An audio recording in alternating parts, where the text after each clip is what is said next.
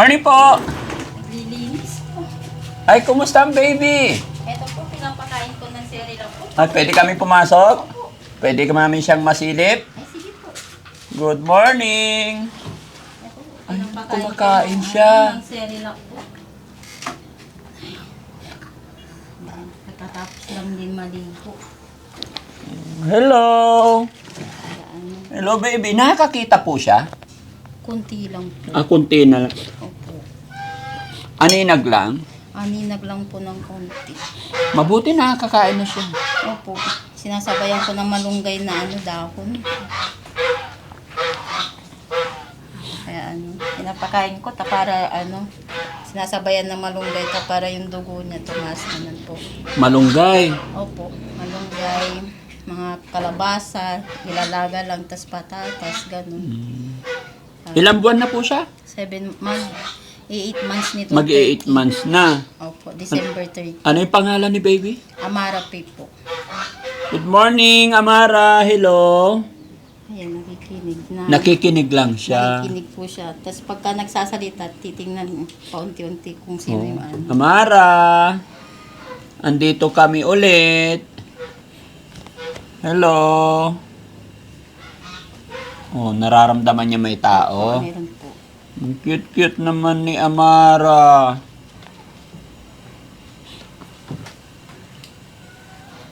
Malakas din siyang kumain. Opo. Tapos nagdididi siya. Opo. Ay, ang galing. Marunong na siyang kumain.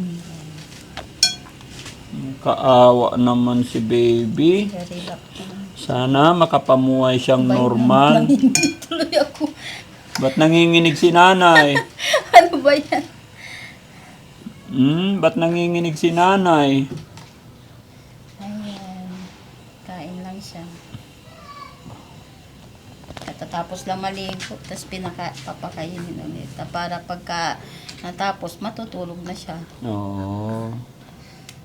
Okay.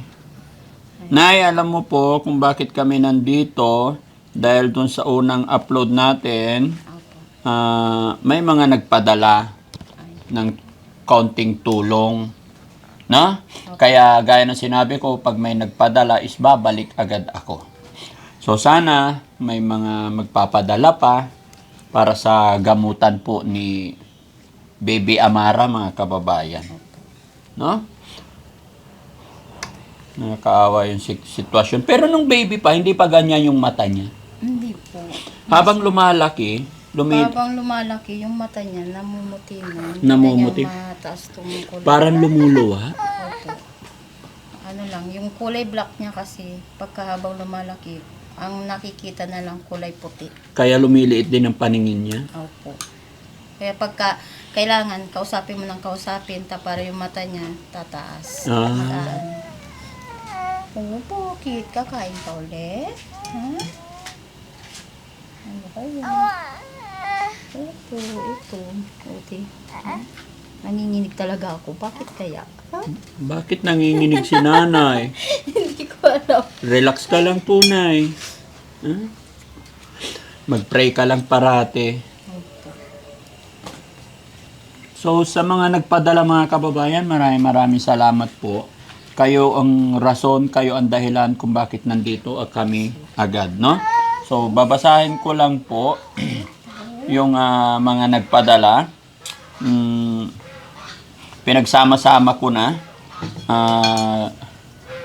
Si Ma'am Milet Pinalbar from California, USA. Nagpadala po siya ng 1,000. Tama ba to? 1,000.010. Yan, yung galing kay Ma'am Milet Pinalbar from California, USA.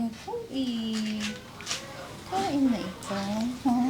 Another sender po from California, USA. Hindi na nagsabi ng pangalan. 1,000 din po. Tapos kay Ma'am Harigan, 1046. Tsaka kay Ma'am Ispe, 1,000 din. Kay Hilda Di Castro, 200. Kay Chichay ng Hong Kong, 1,000. Kay Lydia Lopez, 300.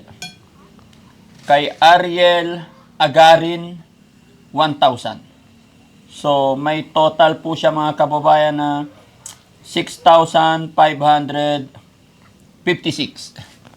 Pasuyo kuya 6,556. Ayun.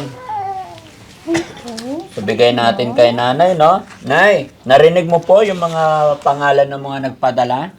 No? Ulitin ko po, si Milit Pinalber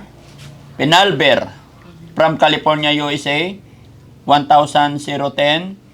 From California, USA ulit, 1,000. Kay Ma'am Harigan, 1,046. Kay Ma'am Espe, 1,000. Kay Hilda De Castro, 200. Kay Chechay ng Hong Kong, 1,000. Lydia Lopez, 300.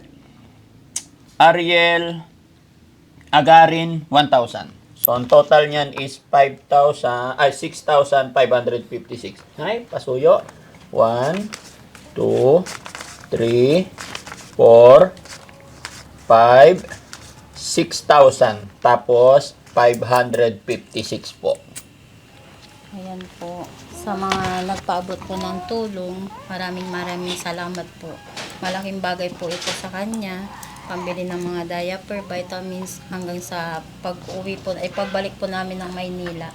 Maraming salamat po. Sa kay Daddy Frankie na din po at sa buong team po. Maraming salamat po. Ayan. Napakalaking tulong po ito.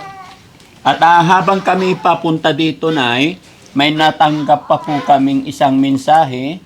Sabi niya po, "Good evening po, Daddy Frankie. Nagpadala po ako ng 600 pesos para sa bata na lumaki ang ulo. Konting tulong po. Salamat. Sa GCash ko po ipapadala." And then ngayong umaga, 10:03 ng umaga, ayun, nag-message siya ulit. "Lumaki ang ulo, konting tulong po 600 pesos, paki-check po sa GCash nyo." Ayan, tapos nireply ko po siya, "Anong name nyo po?" Sakto naman. Nag-reply na siya. "Minda po from Hong Kong." Nasa messenger ang details. Ayan. So, kay Ma'am Minda, maraming salamat po. Ayan.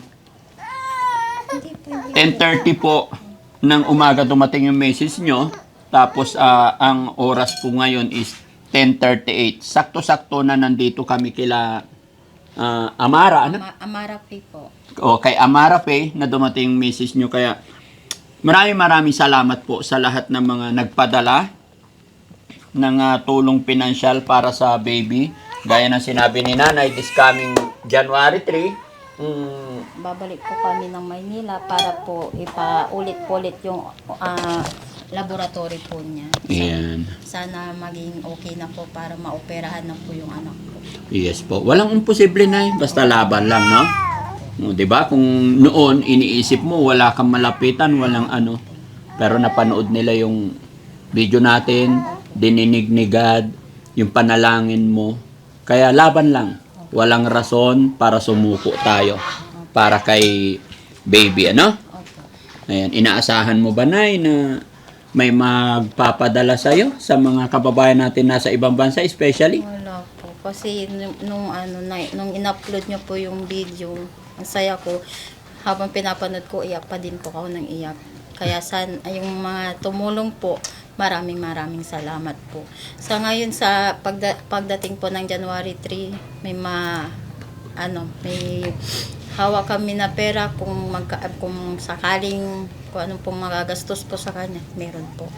Maraming salamat po nito. Ayan. Sa mga kababayan po natin nasa OFW, maraming salamat po sa lahat. Sana pagpalain pa po kayo ng Panginoon sa tulong na binigay niyo po sa amin na mag-ina po. Maraming salamat po.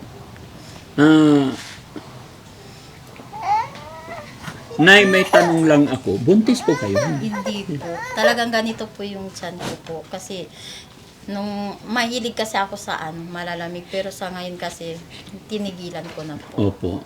Pasensya na po ah. Hindi, okay lang po. Marami po nagsasabi, pero hindi po. Mm. Ano lang po talaga. Nung, kahit ito hindi ko pa po pinanganak, ganito na po talaga. Malaki. Malaki po talaga. Kasi yung pangalawang anak ko po talaga, doon nagsimula yung malaking tiyan ko kasi cesarean po ako. Pag cesarean, nag-start na lumaki ang tiyan. Opo. Hindi yung pagkatapos mong mga anak, syempre hindi maiwasan yung talagang lumalaki po. Tapos mahilig pa kayo mag-inom? Mag-inom ng malamig pagka sa ganitong sitwasyon na mainit. Mainit. Pero sa ngayon kasi, iniwasan ko na kasi may bata po na Opo. kailangan masustansya yung kakainin mo, ganun po. Breastfeed siya, di ba? Opo. Ito pala yung 600, hindi pa kasali dyan, no? Ay, opo. Hindi pa kasali dyan. Yung last na binasa ko, Opo. buti nakapa ko kasi nung papunta kami saka ko lang nabasa. Kaya, eto. Kay Ma'am Minda. Ma'am Minda, salamat po. Ito na po yung 600, no? Salamat po, Ma'am Minda. Maraming salamat po sa tulong po ninyo sa anak ko po. Opo, ayan. Basta pag may dumating pa ulit, Opo. babalik ka agad kami. Kaya wag lang po tayo mawala ng pag-asa. Opo. No? At syempre mga kababayan, mga kabarangay, gaya ng aking sinabi, kayo po ang rason, kayo ang dahilan kung bakit nagagawa ni Daddy Frankie yung mga ganitong pagtulong. Dahil po yan sa walang sawa ninyong pagsuporta kay Daddy Frankie. Kaya muli po sa lahat po na nagpadala, lahat ng ating bida sa araw na ito, ako'y lubos na nagpapasalamat sa inyo.